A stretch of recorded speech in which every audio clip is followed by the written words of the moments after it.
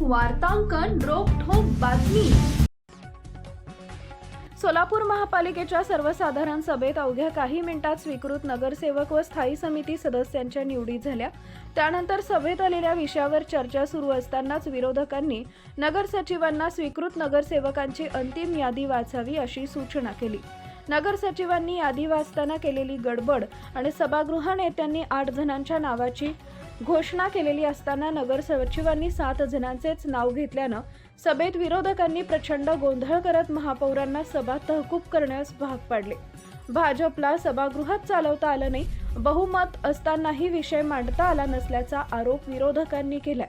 सभेची 11 वाजताची वेळ असताना 11:30 वाजले तरी महापौर, उपमहापौर, आयुक्त, नगरसचिव सभागृहात दाखल न झाल्यानं विरोधकांनी गोंधळ केला। भाजपकडे स्वीकृतचा वाटा 9चा असताना सभागृह नेत्यांनी 8 नावं वाचली। तीच अंतिम नावं वाचताना नगरसचिवांनी गडबड केल्यानं मोठा गदारोळ झाला। विषय पत्रिकेवरील विषय मागे पुढे घेतल्यानं विरोधकांनी आक्षेप घेत वाटाघाटी टक्केवारीचा आरोप करत सभागृहाला जाब विचारला। विषय पत्रिकेत 7 विषय असताना 5 विषय झाले, मात्र परिवहन सदस्य निवडीचा विषय प्रलंबित ठेवल्यानं सभागृहातील विरोधक चांगलेच तापले होते। नगरसेविका श्रद्धा पवार यांनी नगरसचिवांना विषय दिला असता त्यांनी तो घेतला नाही। त्यात नगरसचिवांनी त्या प्रश्नाला उत्तर देताना चुकीचे शब्द वापरल्यानं सत्ताधाऱ्यांसह विरोधकांनी गोंधळ घालत नगरसचिवांना माफी मागण्यास किंवा तो शब्द मागे घेण्यास भाग पाडले। 7 विषयांपैकी 2 विषयांवर चर्चा न करता महापौरांनी घाईगडबडीत व गोंधळ सुरू असतानाच विषय वाचन सभा तहकूब केली। शिवाय मोजक्या विरोधकांपुढे भाजप सभागृहात हतबल झाल्याचेही दिसून आले।